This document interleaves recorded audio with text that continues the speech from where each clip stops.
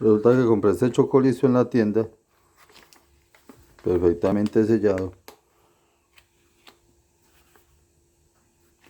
Aquí se encuentra el sellito y la tira con que lo abrí.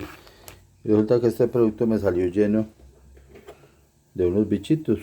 No me explico qué clase de bichos son y por qué los contiene. Vamos a mirar acá.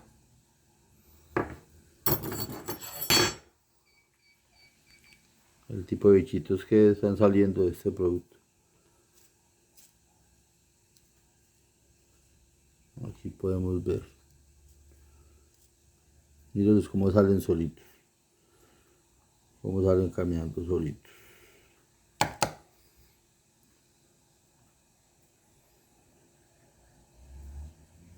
Y no es uno sino muchos. Míralos.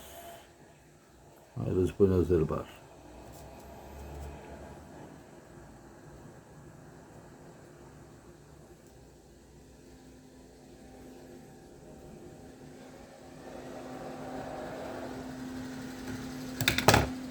Y es cantidad de bichitos que tiene el paquete. Ahí está el sello, la tira con que lo abrí. Dice que es un producto original. Y es un producto que supuestamente vence el 24 de noviembre del 2022. Y hoy es 4 de enero del 2022. Es un producto que venía perfectamente sellado. Repito, ahí está el sello, está la tira con que lo abrí.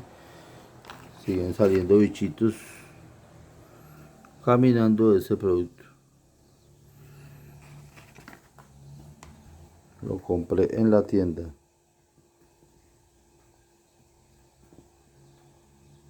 Miren que entre los productos también se observan, vean. Sacan sus propias conclusiones. Chocolisto.